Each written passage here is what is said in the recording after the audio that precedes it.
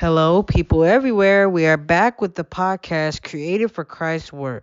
Today, we are going to finish up the story of Esther.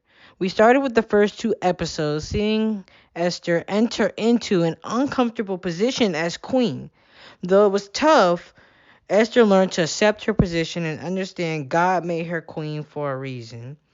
Now, we are going to finish the story and see how God used Esther to save her people. Let's deep dive into the story. We start our story with Esther, about to go before the king and convince the king to beg for mercy for her people. And if you remember the last episode, Esther couldn't just go to the king unless he invited her to come before him. If she went to the king uninvited, she could lose her life. So here's what happened. Esther 5, 1 through 8. Now it happened on the third day that Esther put on her royal robes and stood in the inner court of the king's palace, across from the king's house, while the king sat on his royal throne in the royal house, facing the entrance of the house, facing the entrance of the house. So it was when the king saw Queen Esther standing in the court that she found favor in his sight. And the king held out to Esther the golden scepter that was in his hand. Then Esther went near and touched the top of the scepter. Now it happened on the third day that Esther put on her royal robes and stood in the inner court of the king's palace, across from the king's house, while the king sat on his royal throne in the royal house, facing the entrance of the house. So it was when the king saw Queen Esther standing in the court, she found favor in his sight. And basically, this is from the King James. It's either King James or New King James. And the king said to her, "What do you wish, Queen Esther? What is your request? It shall be given to you, up to half the kingdom." So Esther answered, "If it pleases the king, let the king and Haman come to the banquet that I have prepared for him." Then the king said, "Bring Haman quickly, that he may do as Esther has said." So the king and Haman went to the banquet that Esther had prepared. At the banquet of wine, the king said to Esther, "What is your petition? It shall be granted you." Basically meaning, what is it that she wants? "What is your request? Up to half the kingdom, it shall be done." Then Esther answered and said, "My petition and request is this. If I have found favor in the sight of the king, and if it pleases the king to grant my petition and fulfill my request, then let the king and Haman come to the banquet which I have prepared for them, and tomorrow I will do as the king has said." So Esther basically went to the king, and he was assigned whether or not the sign would be if the king held out the scepter, right? Because remember, it was still legal to go to the king uninvited. But if the king hold out the scepter, then it was a sign that it was safe to come, and you would touch the scepter. So he asks her, what is it that she requests? And she tells him that she wants to have a banquet him and Haman. with him and Haman. And basically what she planned to do was expose Haman at that feast. So when she asked him what is it that she wanted, then she just asked to have another feast the next day. She didn't expose Haman on the first feast. She had everything planned out. Because remember, she could have just said it right there, but I think she wanted to have it play out a certain way. So Queen Esther hosted the banquet for Haman and Xerxes the next day. After the banquet, she asked the king if she would host another banquet the next day, and the king agreed. Haman, however, left joyously from the banquet and went home where he had an idea. Haman, he hated Mordecai. Him and Mordecai had a sort of, he was a sworn enemy, and they had a rivalry. And Haman looked forward to the day where the decree would be made fulfilled, right? Where he convinced the king to sign the law to get rid of the Jews, including Mordecai. So basically, Haman looked forward to seeing his sworn enemy, Mordecai, his death, that he was so excited for it that he built a whole gallows to hang Mordecai on in his backyard. He planned to hang Mordecai on in his own backyard. Now, let's take a break. Now, let's go to King Xerxes. One night, King Xerxes could not sleep. So he had his servant read his book of records of the Chronicles, which is basically the timelines from basically his timeline as king. While his servant read the book of the different times and moments, the servant read a section of the time that mentioned how Mordecai saved the king from being assassinated from his two eunuchs. If you remember the second episode, Mordecai saved the king from being assassinated by two of his servants. And hearing his servant read about what Mordecai, he asked what was done to honor him. He wanted to honor him. So he asked the servant if they did anything to show his respect towards him.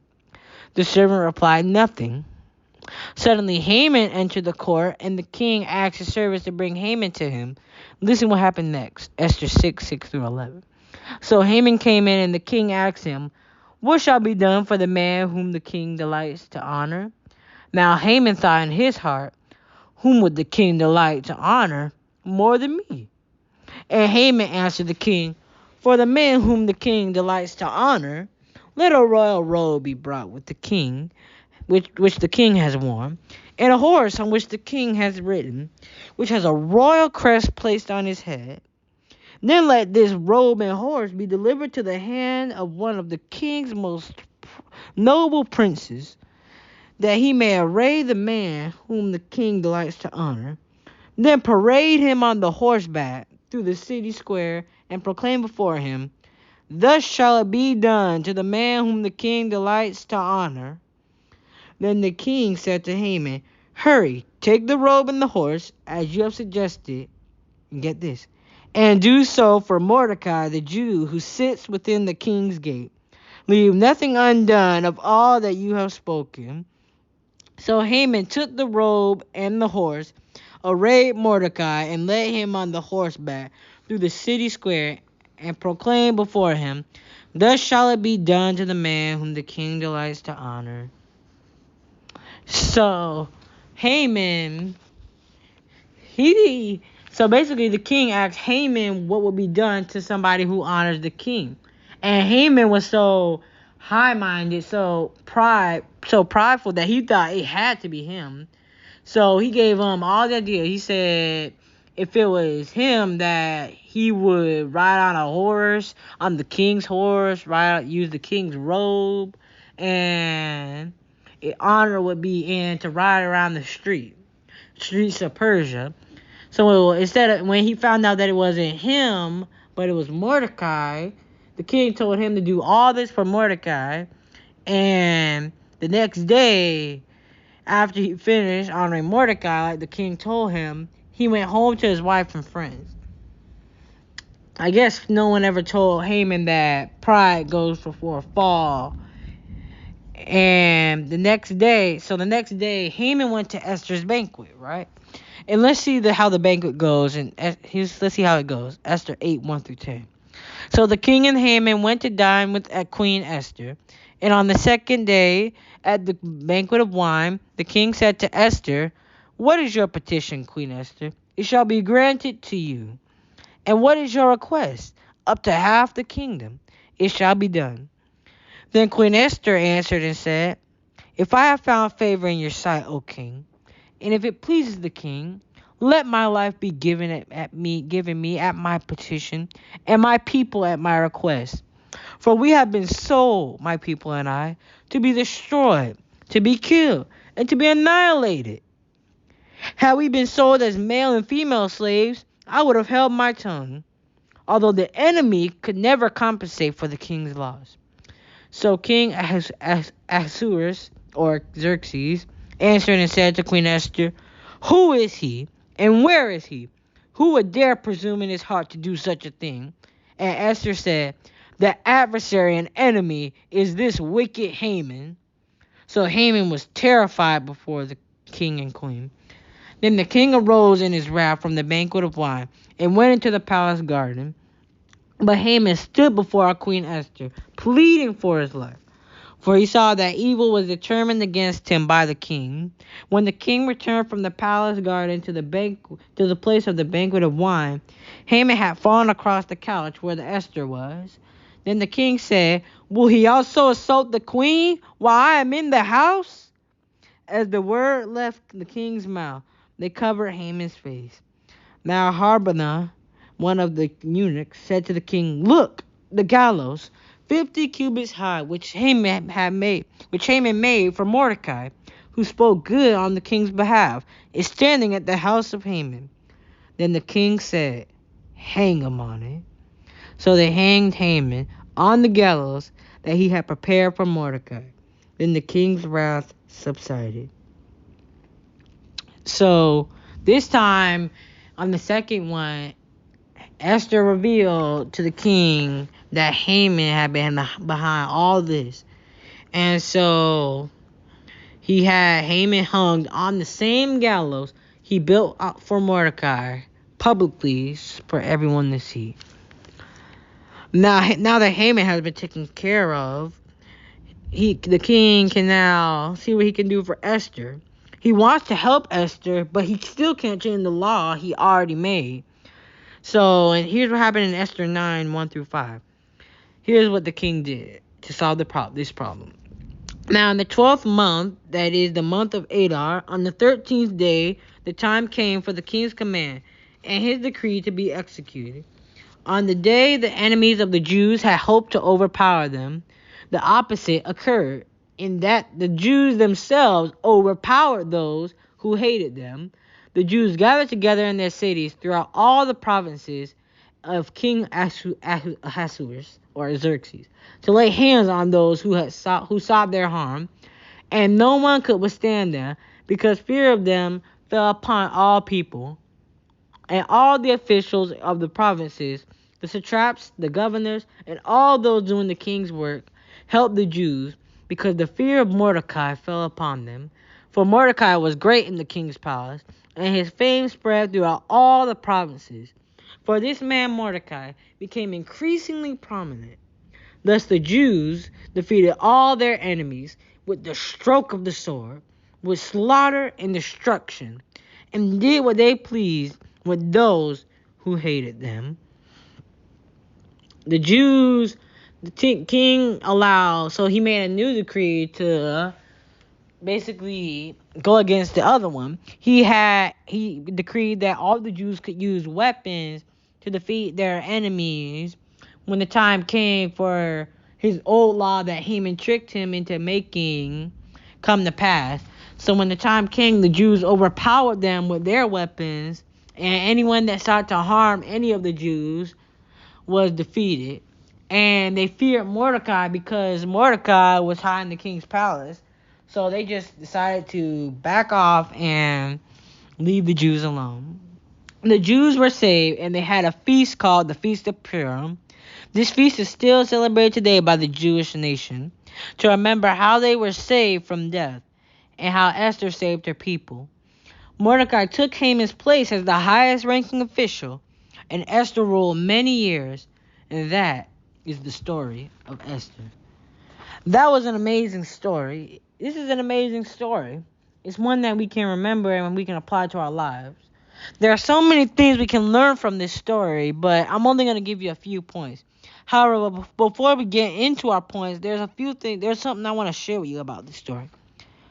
I don't know if you noticed, but if you read the whole book of Esther, and I'm pretty sure it has 10 chapters, I believe, God's name is not mentioned in one verse. Not one chapter, not one verse. And why am I saying this?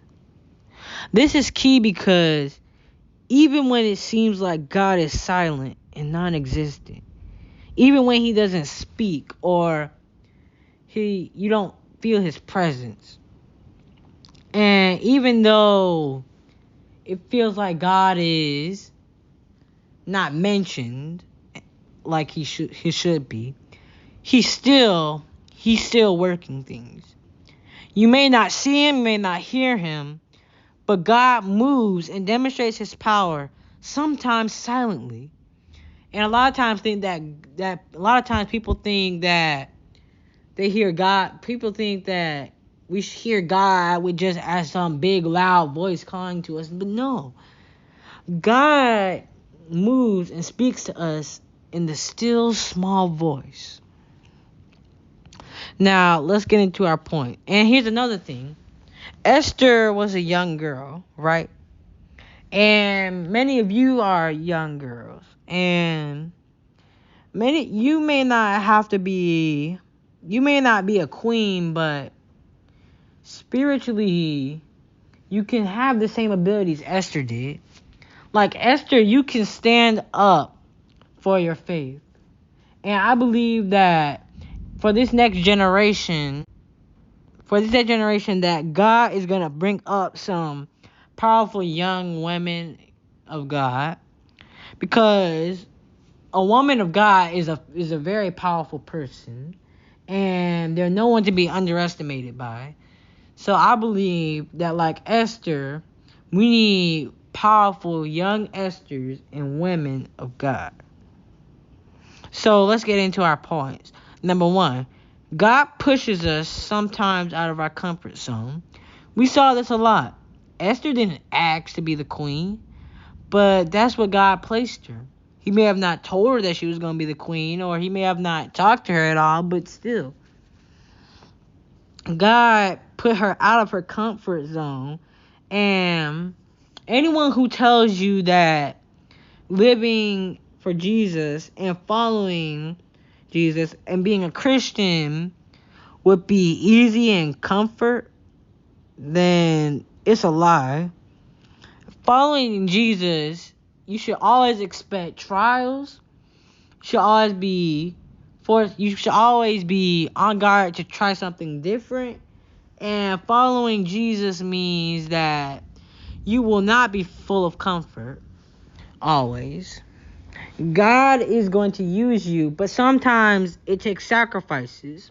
Esther had to make a sacrifice to give up her old lifestyle. She was doing fine. But God wanted her to be queen because he was going to demonstrate his power to save the Jews. Number 2, we cannot be silent in times of trouble. Esther 4:14 said that perhaps Esther had come to the kingdom for such a time as this. Mordecai told her that if she is silent, then deliverance would come from somewhere else. Now, deliverance may have came from somewhere else. It could have come from somewhere else, but even Esther wouldn't be saved. And she knew that she couldn't be silent. And she just had to make a commitment. Later on, the verse said, if I perish, I perish. And we have to make a commitment that if we perish, we perish. If we die, we die. But we will not be silent and let the world shut us up and keep us from professing in our faith as young people. Because many people think that us as youth, that we don't have a voice. We do. And our voice is to follow Christ. That's what we're here to do. We're here to stand up for Christ. So our voices are not to be heard. But if we're just going to be silent, be a part of the crowd, and not stand up for God, then yes, deliverance may come from somewhere else, but God wants to use us. And if God wants to use me, I wouldn't be silent. I would speak up and do something about the call of God on my life.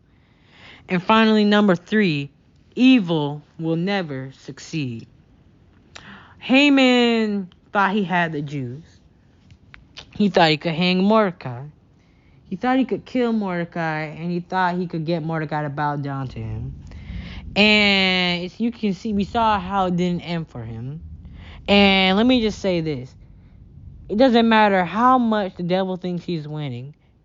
It doesn't matter how much it seems like the devil has taken control of the school systems, taking care of the church systems, or just taking care of or just winning. It's just winning, period. It doesn't matter how much it looks like the devil is winning. He's already defeated by the cross.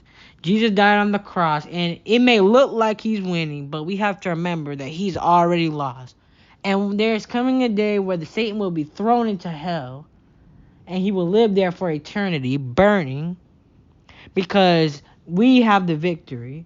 And if we know we win in the end, then we win right now. So evil never wins. We win now. We've won in the past. We won in the present. And we're going to win in the future. Because if we win in the future, we're winning right now. Thank you for listening to Creative for Christ's Word. Be sure to like and share, and I'll see you real soon.